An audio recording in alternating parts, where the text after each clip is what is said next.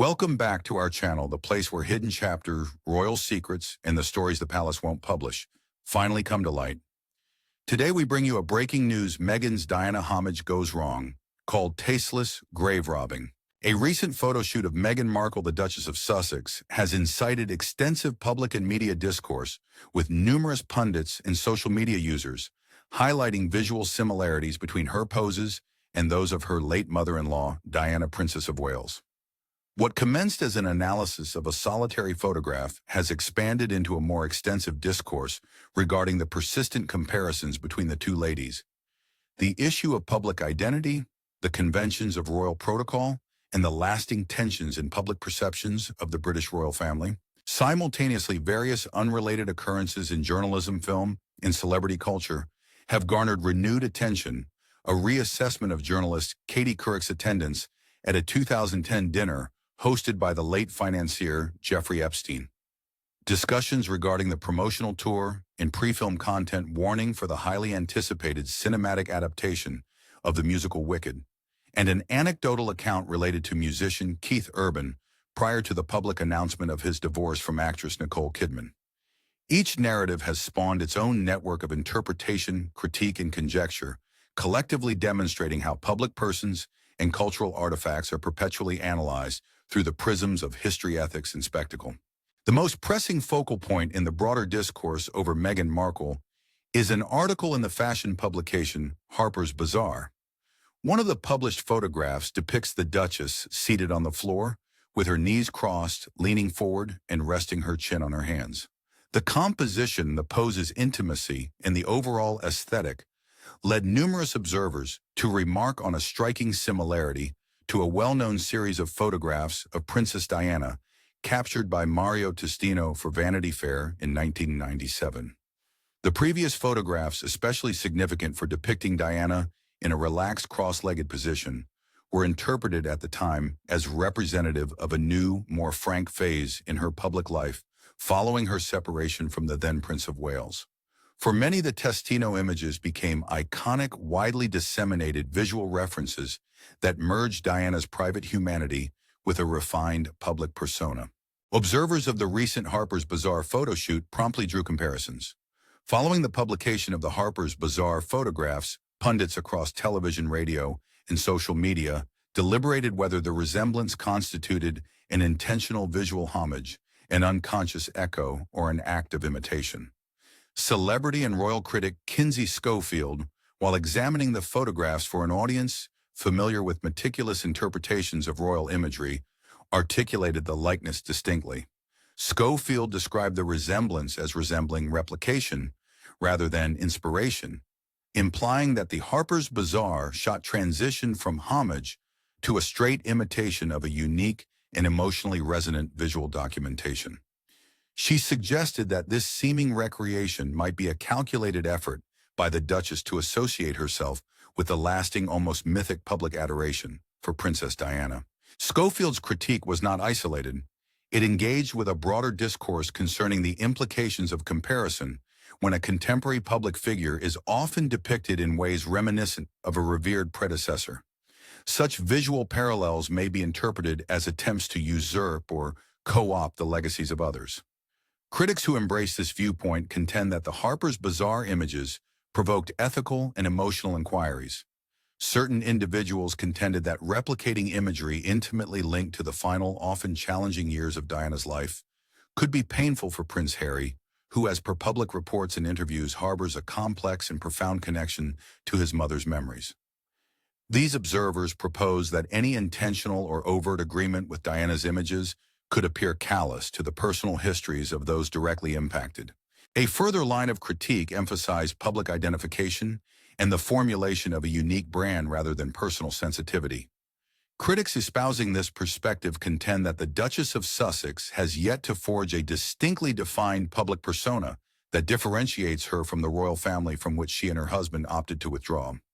This perspective interprets the recurrent similarities between Meghan's public persona and Diana's manifested in photographs, fashion selections, or jewelry as indicative of an adherence to a pre-existing influential public narrative rather than the formulation of a unique, self-defined objective or mission.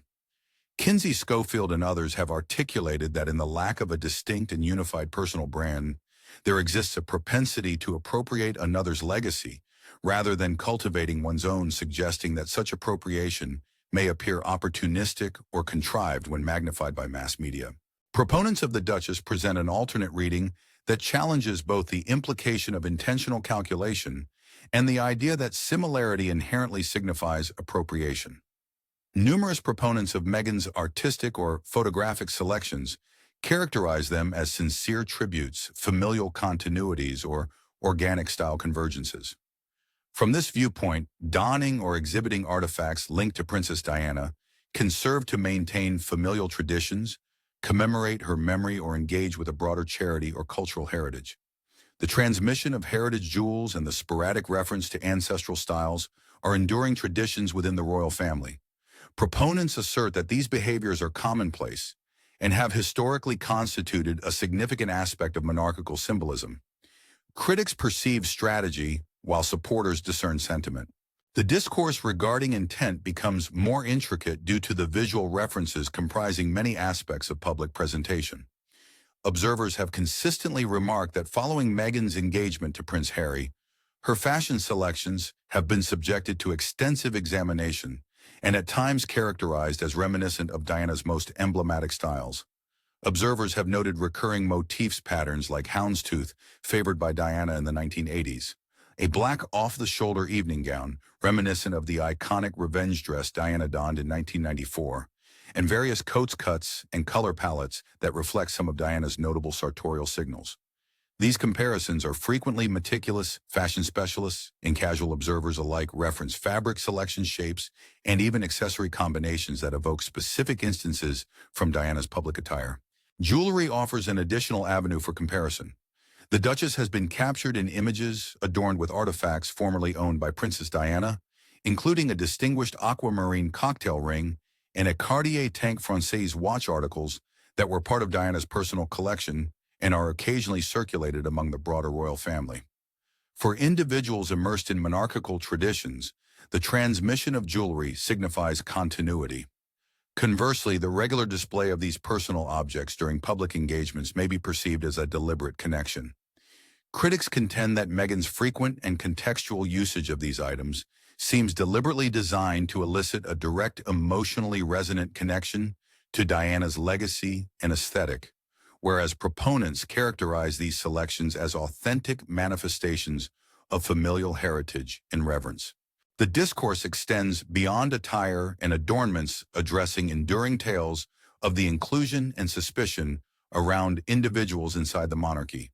The photos in Harper's Bazaar and the subsequent reaction have rekindled previous accounts and tales concerning private worries spoken by senior royals, notably Prince Philip, Duke of Edinburgh, about Meghan Markle. In his book, the Duke royal biographer Andrew Loney details, based on his research and sources, a purported conversation in which the Duke of Edinburgh advised Prince Harry before the 2018 wedding. Loney's account indicates that Prince Philip advised his grandson, "One engages with actresses, one does not wed them." This statement, if authentic, received extensive media attention and was seen by some as indicative of an institutional cynicism over the union. Reported private comments are inherently challenging to authenticate and warrant cautious consideration. Yet they have permeated public discourse as part of a broader narrative concerning initial skepticism among top royal circles. Additional contributions to that narrative have been provided by authors and former royal staff members who have publicly asserted, often with vivid detail, how earlier generations of the royal family viewed Meghan. Royal author Ingrid Seward has posited that Prince Philip employed a pointed moniker, the Duchess of Windsor, to allude to Meghan, referencing Wallis Simpson, the American divorcee, whose liaison with King Edward VIII led to his abdication in 1936. Seward has indicated that Prince Philip advised Queen Elizabeth II to exercise care over Meghan. Grant Harold, a former royal butler, reportedly overheard Prince Philip expressing relief at the conclusion of the royal wedding ceremony, allegedly stating to the Queen, "That's over." These anecdotal accounts, though secondhand and not fully verifiable, have been frequently referenced in media narratives that depict the marriage as having been met with ambivalence within the palace.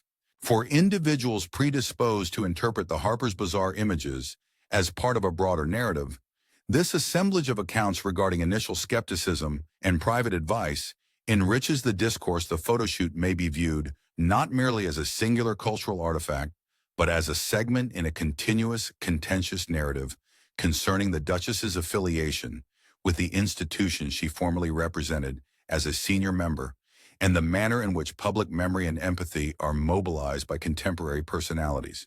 In contrast, proponents of Meghan contend that interpreting her clothing selections and imagery as proof of a calculated attempt to usurp Diana's legacy reduces the intricate nature of memorialization and tradition. They encourage onlookers to contemplate the potential for authentic homage, familial continuity, and the typicality of style convergence over generations. The issue of intent is further compounded by the media ecosystem in which these images disseminate. In the age of social media, a single image can be captioned, recontextualized, memed, and disseminated in numerous formats within minutes. Visual echoes that were previously minor style elements have now been amplified into cultural signifiers. On sites like X, Instagram, and TikTok, comparisons proliferate swiftly and frequently in a viral manner, encompassing commentary that varies from sophisticated analysis to simplistic derision. In this context, minor actions might gain significant symbolic importance. The interpretation of a pose as homage or imitation, and the subsequent perception as praise or criticism, frequently hinges on the overarching narratives to which viewers are already sensitized. Apart from the royal discourse, a long-standing dispute has lately re-emerged over a meal thrown by Jeffrey Epstein in 2010 at his New York apartment.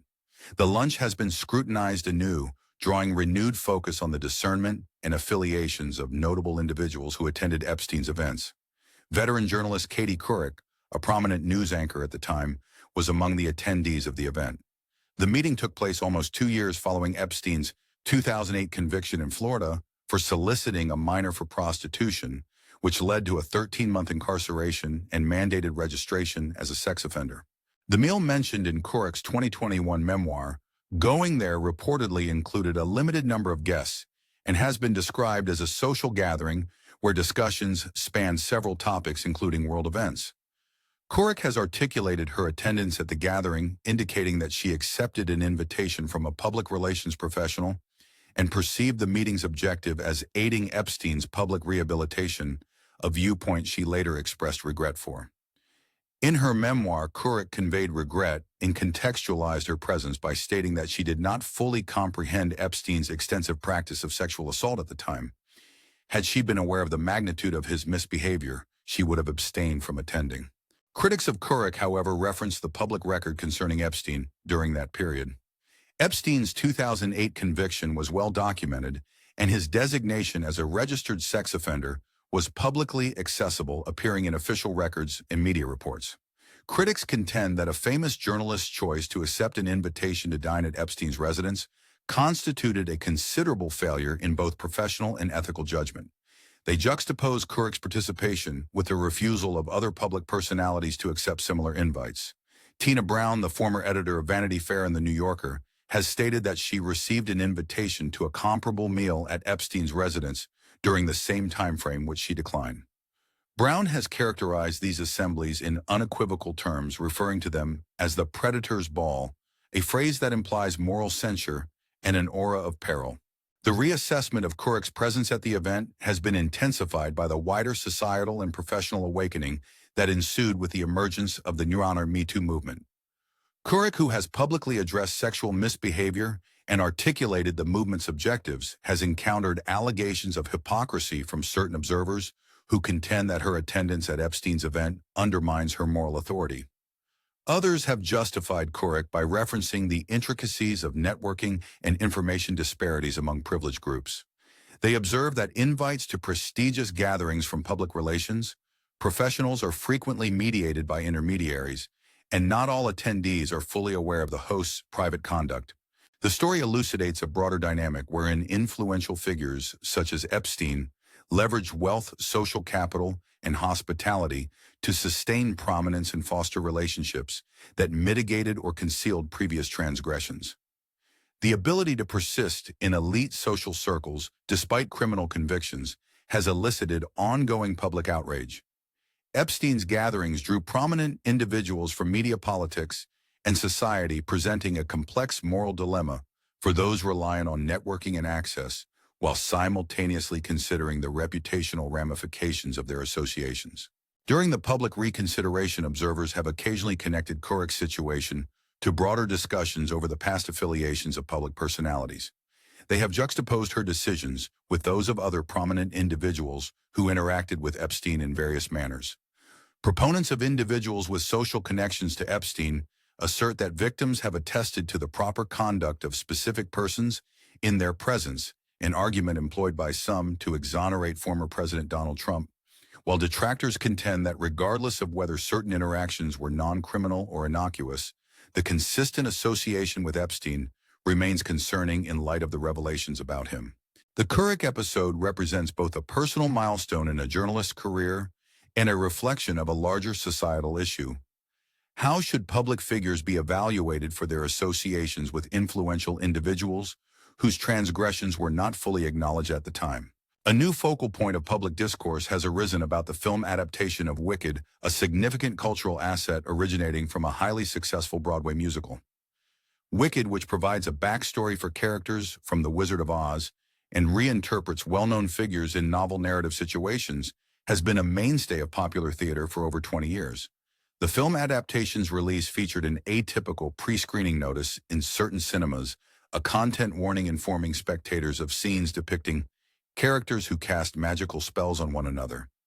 The issuance of this warning, apparently designed to alert viewers to potentially disturbing content, elicited perplexed and occasionally derisive responses on social media and in journalistic commentary. To numerous viewers, a caution regarding the inclusion of magical spells in a film adaptation of a narrative about witches was superfluous at best and condescending at worst. The idea of Wicked openly revolves around witchcraft, fantastical conflict, and moral ambiguity. The franchise's cultural identity has been established through its exploration of witches' power and otherness. Critics of the notification contended that the caution exemplified an excessive application of trigger warning principles to mainstream entertainment, a propensity to foresee and proactively shield spectators from stuff that in context is an essential component of the narrative. These critics contended that the warning could infantilize viewers and undermine the imaginative agreement inherent in fantasy and genre narratives. Audiences often comprehend and are ready for the fundamental premises of a cherished, enduring musical. Simultaneously, the film's promotional phase exhibited a notable trend: frequent occurrences of principal cast members, particularly actresses Cynthia Erivo portraying Elphaba and Ariana Grande portraying Glinda, being seen in tears during interviews and press engagements. Several members of the ensemble were observed displaying emotions in public settings, occasionally engaging in obvious sobbing together. The performers articulated their tears in relatable terms. They characterized the film's creation as a deeply transformative event, the culmination of an extensive creative odyssey and the emergence of a tightly bonded community formed throughout production. They underscored that the magnitude of adapting a cherished narrative into a film, the fervor of artistic collaboration, and the emotional significance of conveying a story that resonates with people influenced their responses. Nonetheless, the regularity and intensity of these demonstrations prompted certain analysts and members of the public to conjecture that more significant events might be transpiring behind the scenes. The recurrent emotional incidents raised inquiries regarding the potential for atypical stress within the production, the emergence of interpersonal conflicts among cast or crew, or the influence of additional pressures, logistical, legal, or creative, on a tense set atmosphere. The entertainment industry frequently functions under a veil of secrecy and non-disclosure, allowing speculative narratives to flourish in the lack of definitive evidence. Observers sought explanations, with some proposing that the emotional tone of the promotional tour indicated a profoundly challenging process of adaptation, while others contended that the sincere, heartfelt remarks by cast members should be regarded literally. The discussion also encompassed at times controversial comments regarding the actress's physical appearance throughout the lengthy production timeline. Observers identified alterations in the physiques of prominent cast members, which the public interpreted as potential reflections of the psychological and physical strain resulting from a prolonged and demanding work period. This essay addressed wider cultural discussions on body shaming, the demands exerted on performers, particularly women, to adhere to idealized norms, and the frequently detrimental inclination to equate physical attractiveness with personal well-being. Critics of this examination advocated for moderation, contending that weight and appearance are not dependable indicators of underlying circumstances and that public conjecture may exacerbate harm. The atypical content warning, the cast's frequent emotional expressions, and the resulting public speculation have generated a complex dialogue on the picture that transcends mere narrative summaries and box office predictions.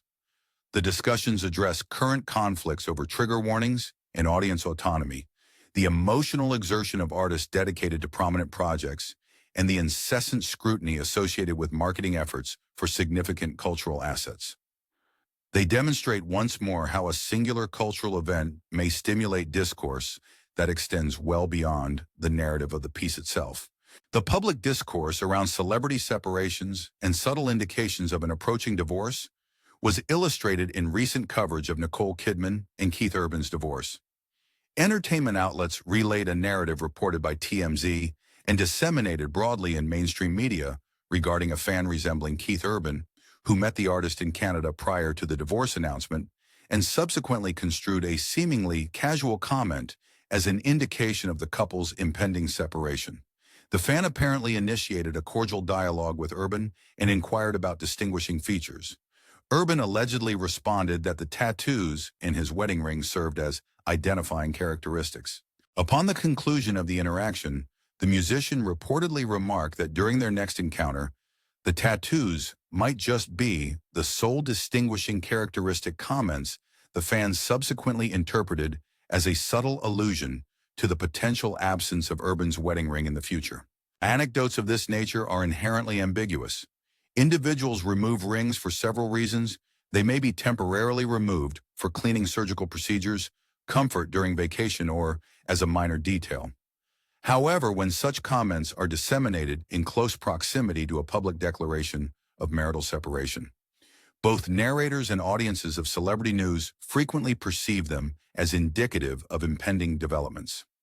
The comment, while harmless in isolation, was subsequently reinterpreted as a dead giveaway, indicating that Urban's marriage was on the brink of transformation. Such retellings illustrate how the public's desire for narrative intricacy about high-profile separations fosters the imputation of importance to little behaviors and conversational remarks.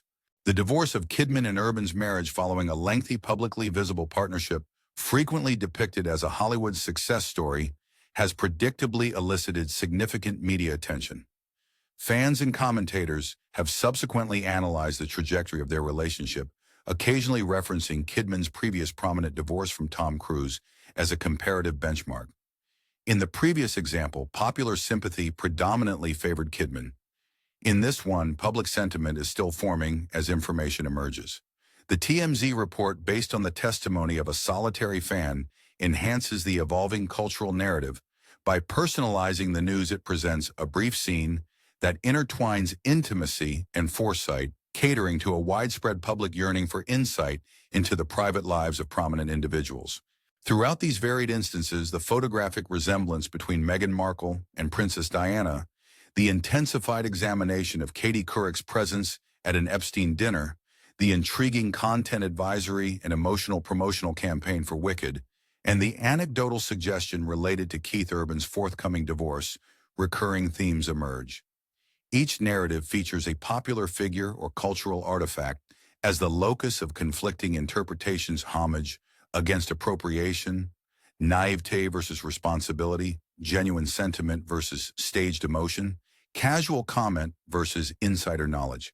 They also emphasize how contemporary media landscapes amplify and expedite such competitions. Images, tales, and gestures disseminate rapidly and accumulate further significance as they are recontextualized, cited, and juxtaposed with previous narratives. Historical memory, institutional standards, and changing social expectations all influence the interpretation of current conduct. These incidents prompt contemplation regarding the obligations of public individuals and the systems that support them. The discourse surrounding the ethics of contrasting contemporary portraiture with iconic imagery, the personal discernment in accepting invitations from disreputable hosts, the relevance and effectiveness of content warnings and the interpretation of personal comments as indicators of private turmoil consistently reverts to issues of judgment, transparency, and accountability. Simultaneously, these discussions underscore the human aspect frequently eclipsed by spectacle mourning, and tribute are not invariably strategically devised. Professional responsibilities and societal norms can engender uncomfortable compromises. The emotional exertion inherent in creative endeavors can render performers visibly impacted. And in personal relationships exemplified by Kidman in Urban Subtle Gestures, frequently acquire enhanced semiotic significance in the realm of public perception. Ultimately, these narratives demonstrate how modern cultural existence is structured on the interpretation of signs, visual, linguistic, and behavioral, and how such readings are influenced by historical contexts and current worries. They elucidate the permeable distinction between personal intention and public significance, illustrating how little actions can be transformed into broader narratives that reflect as much on the observers, their biases, as on the individuals being viewed. Thank you for watching the video. Please let us know your thoughts and goodbye for the time being.